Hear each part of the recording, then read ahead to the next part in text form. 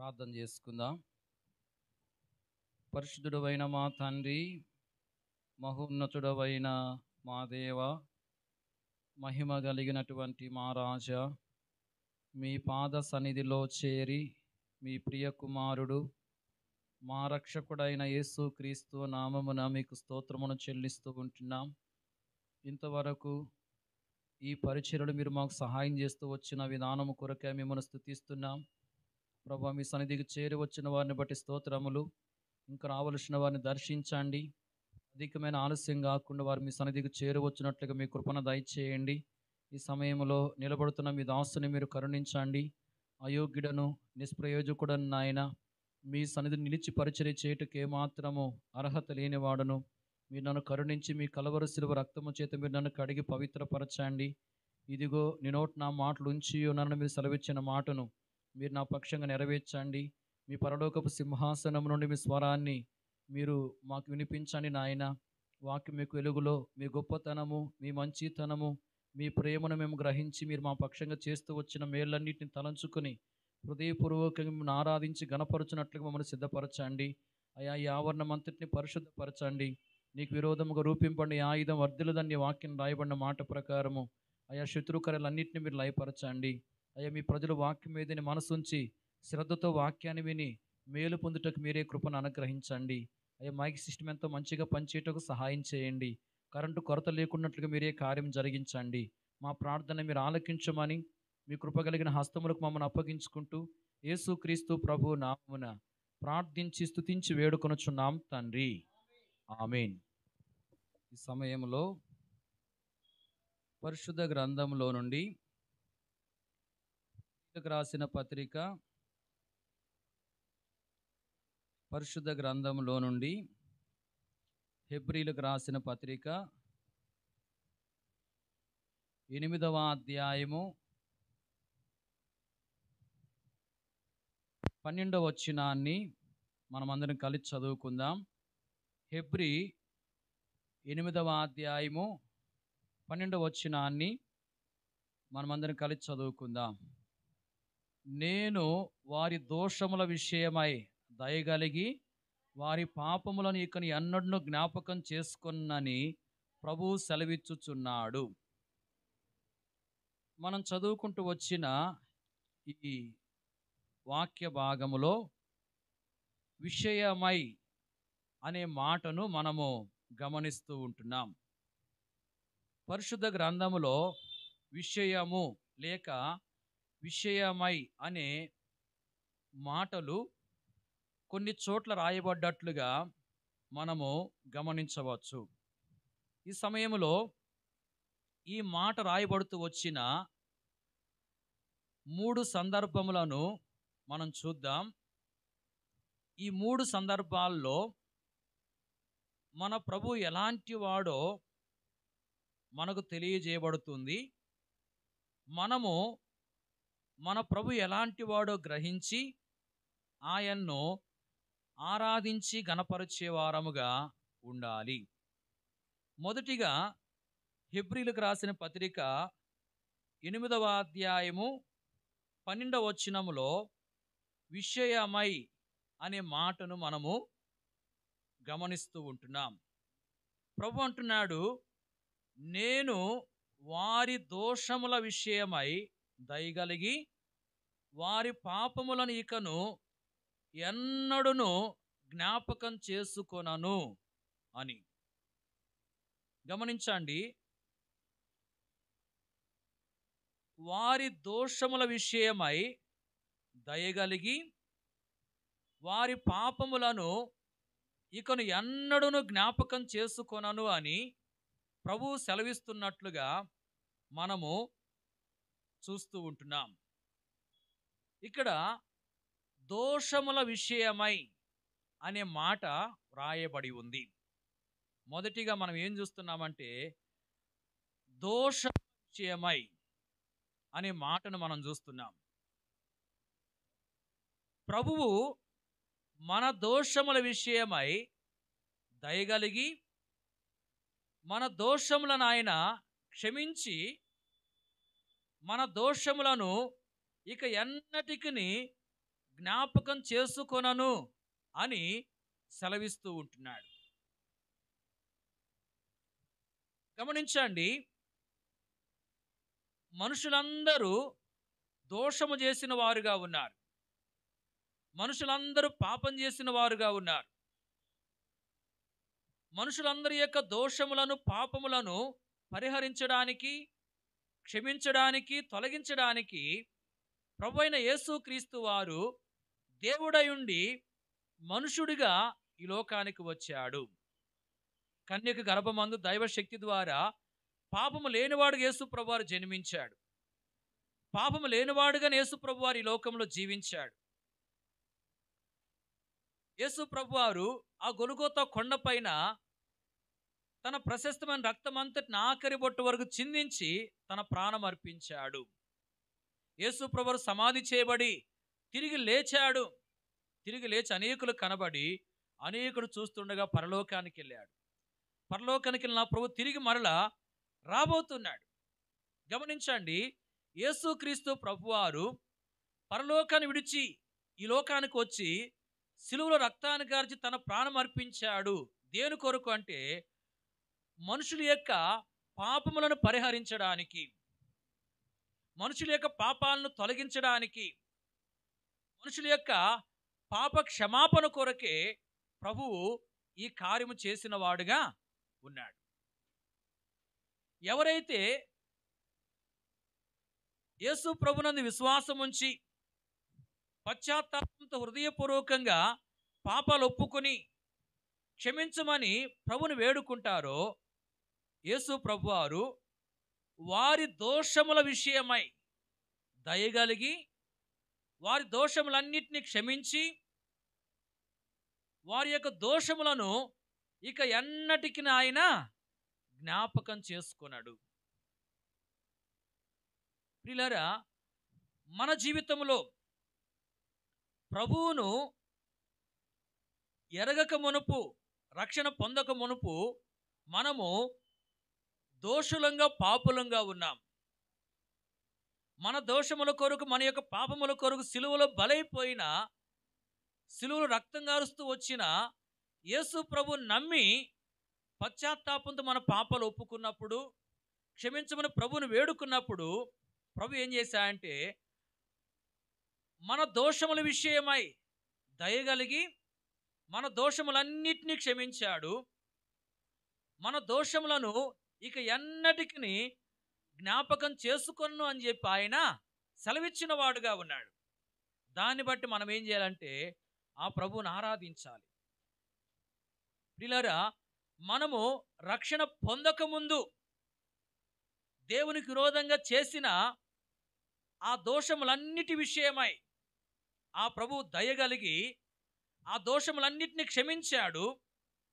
ఆ దోషములను ఇక ఎన్నటికీ జ్ఞాపకం చేసుకొనను అని చెప్పి ఆయన సెలవిచ్చిన వాడుగా ఉన్నాడు. కాబట్టి మనము ఆయన్ని ఆరాధించి గణపరిచే వారముగా ఉండాలి. ఇక్కడ మనం చూస్తున్నాం, దోషముల విషయమై దయగలిగి అనే మాటను, అంటే మన దోషముల విషయమై దేవుడు దయగలిగి మన దోషములన్నిటిని క్షమించాడు. మన దోషములను ఎన్నటికీ జ్ఞాపకం చేసుకున్నాని ఆయన సెలవిచ్చాడు. మరి ఈ సందర్భంలో మన దేవుడు ఎలాంటి వాడుగా ఉన్నాడు అంటే మన దోషముల విషయమై దయగలిగిన వాడుగా ఉన్నాడు. ఎలాంటి వాడు ఆయన? దయగలిగిన వాడు. దయగలిగిన వాడుగా ఉండి ఆయన మన దోషములన్నిటిని క్షమించి మన దోషములు ఎన్నటికీ జ్ఞాపకం చేసుకున్నని ఆయన సెలవిచ్చాడు. రక్షణ పొందకముందు మనం చేసిన దోషములకి ఆయన ఎన్నటికీ జ్ఞాపకం చేసుకున్నాడు. కాబట్టి ఇలాంటి ప్రభువును మనం ఆరాధించి గణపరిచే వారముగా ఉండాలి. రెండో విషయాన్ని మనం చూద్దాం. చూడండి, లూకా సువార్త 18వ అధ్యాయం. లూకా సువార్త 18వ అధ్యాయము 7-8 వచనాలు. దేవుడు తాను ఏర్పరుచుకున్న వారు దివారాత్రులు తన్ను గూర్చి మొరపెట్టుకొనుచుండగా వారికి న్యాయము తీర్చడా? ఆయన వారికి త్వరగా న్యాయం తీర్చును. వారి విషయమే గదా ఆయన దీర్ఘశాంతం చూపుచున్నాడని మీతో చెప్పుచున్నాను.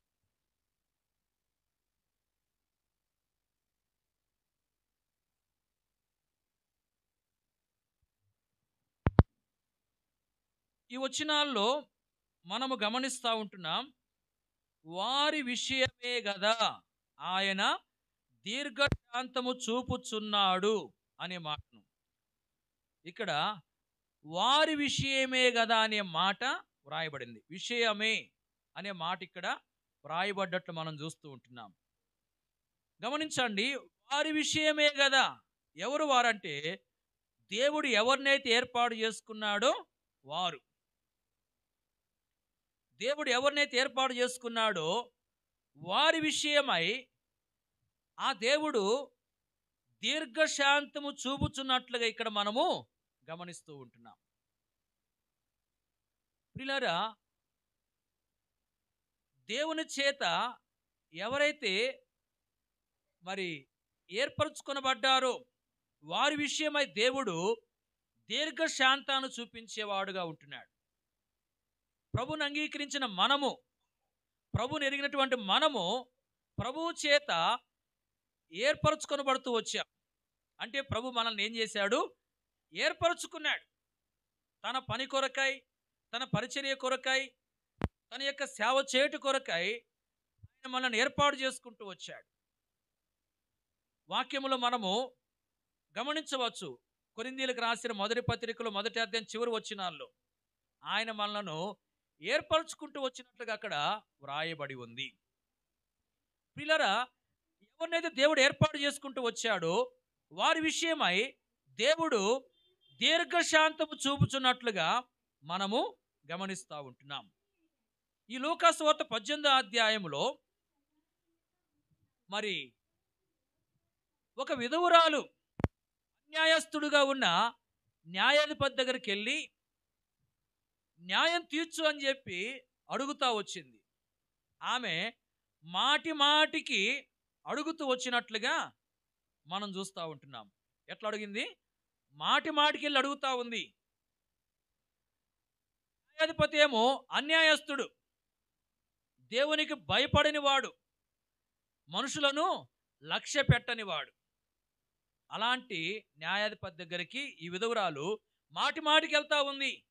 అయ్యా నాకు న్యాయం తీర్చు, నాకు న్యాయం తీర్చు అని చెప్పి అడుగుతా ఉంది. ఆ విధంగా అడుగుతా వచ్చినప్పుడు మరి ఆ యొక్క అన్యాయస్తుడుగున్న ఆ న్యాయాధిపతి ఏమనుకున్నా అంటే, ఈ మాటి మాటికి వచ్చి నన్ను గోజాడుతూ ఉంది, ఈమెకు న్యాయము తీరుస్తాను అని చెప్పి అనుకుంటా వచ్చాడు.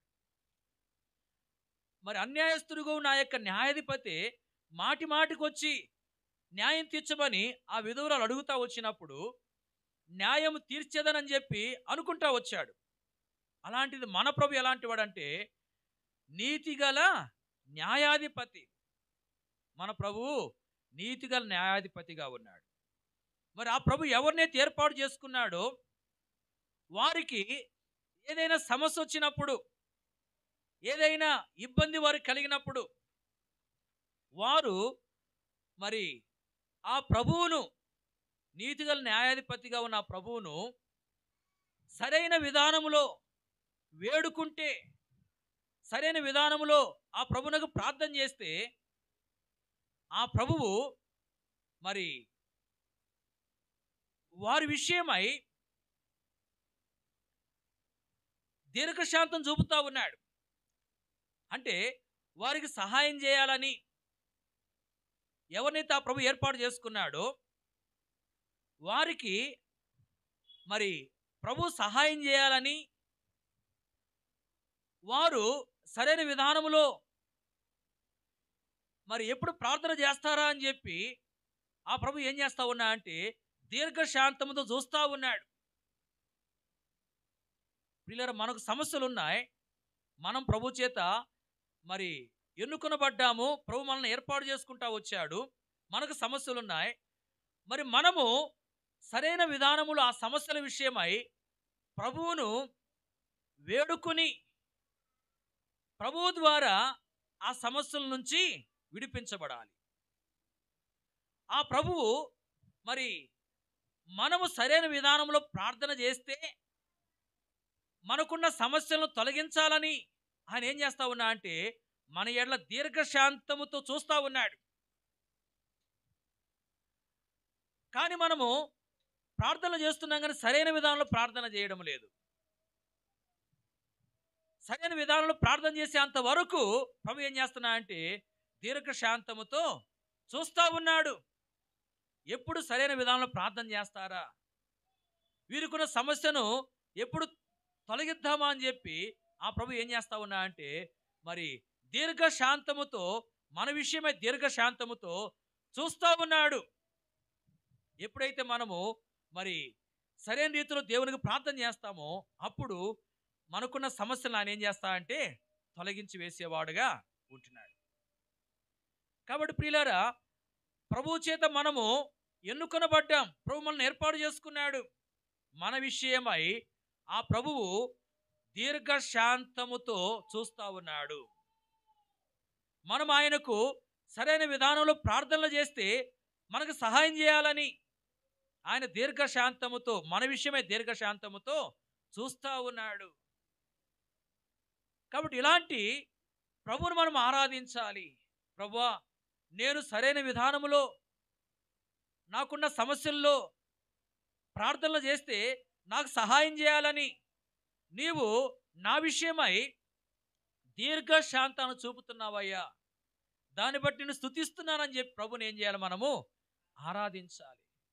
గమనించండి, మరి లోకములో మనుషుల్ని మనము ఏదైనా మరి అడుగుతూ ఉన్నప్పుడు అడిగే విధానములో సరైన విధానం లేకపోతే వారు ఒకసారి చూస్తారు, రెండుసార్లు చూస్తారు, ఇక మూడోసారి ఇసుక్కుంటారు. కానీ మన ప్రభు ఏం చేస్తున్నా అంటే ఒకసారి ప్రభువును సరైన విధానంలో మన సమస్యల విషయమే అడగలేదు. ప్రభు ఏం చేస్తా అంటే ఇంకొకసారి సరైన విధానములు అడుగుతాడేమో అని చెప్పి ఆయన దీర్ఘశాంతంతో చూస్తూ ఉంటాడు. అలాగ రెండోసారి కూడా సరైన విధానాలు అడగలేదు, మూడోసారి కూడా సరైన విధానాలు అడగలేదు. మనకున్న సమస్యల విషయంలో నాలుగోసారి కూడా సరైన విధానంలో ఆయన్ను అడగకుండా ఉన్నాం. అయినా ఆయన ఇసుక్కోకుండా ఏం చేస్తా ఉన్నా అంటే దీర్ఘశాంతముతో మరలా సరైన విధానం అడుగుతాడేమో అని చెప్పి ఆయన చూస్తూ ఉన్నాడు. మన విషయమై దీర్ఘశాంతముతో చూస్తూ ఉన్నాడు. కాబట్టి ఇలాంటి దీర్ఘశాంతముతో మన విషయమై చూస్తున్న ఆ ప్రభువును మనం ఎంతో ఆరాధించి గణపరిచే వారముగా ఉండాలి. అలాగే మూడోది చూద్దాం, చూడండి. పరిశుద్ధ గ్రంథంలో నుండి దినవృత్తాంతములు మొదటి గ్రంథం, దినవృత్తాంతములు మొదటి గ్రంథము 21వ అధ్యాయము 15వ వచనం. దినవృత్తాంతం మొదటి గ్రంథము 21:15. యెరూషలేమును నాశనం చేయుటకై దేవుడు ఒక దూతను పంపెను. అతను నాశనం చేయబోచుండగా యెహోవా చూచి ఆ చేటు విషయమై సంతాపం పొంది నాశనము చేయి దూతతో, చాలును, ఇప్పుడు నీ చెయ్యి ఆపుమని సెలవీయగా ఆ దూత యెబూసీయుడైన ఒర్నాను కళ్ళమునొద్ద నిలిచెను.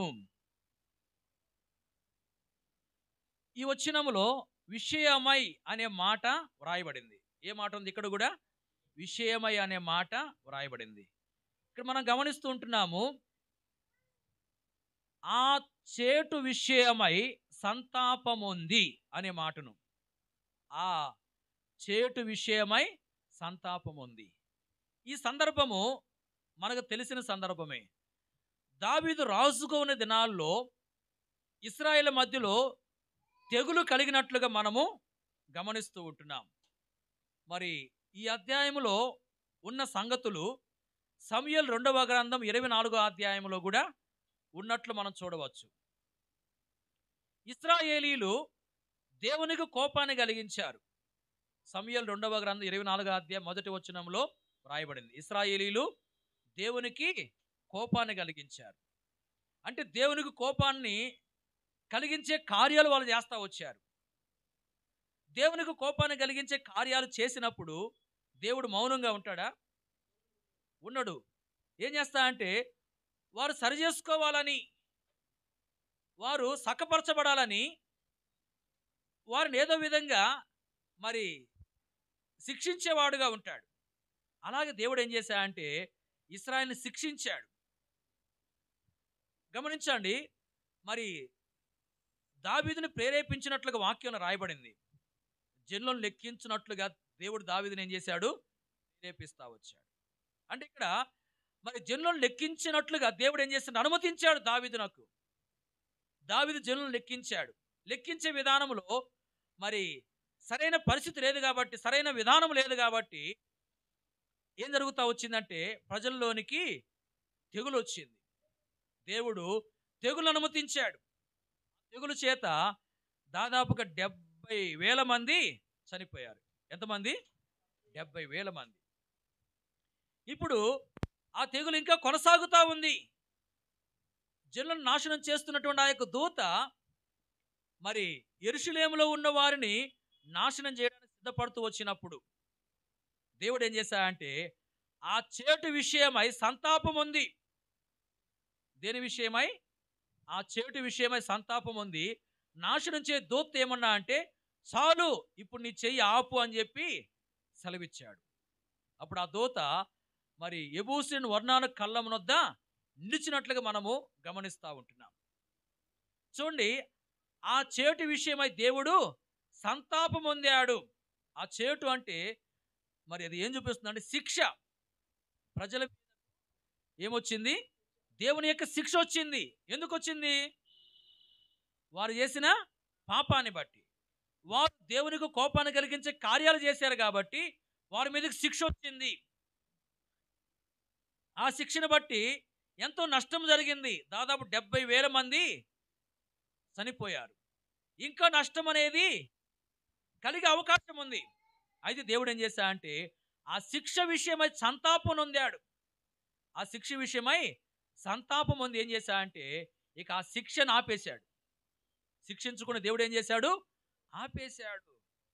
ప్రియులారా గమనించండి, ఇక్కడ కొన్నిసార్లు మనము కూడా దేవునికి కోపాన్ని కలిగించే విధానంలో కార్యాలు చేస్తామా చేయమా?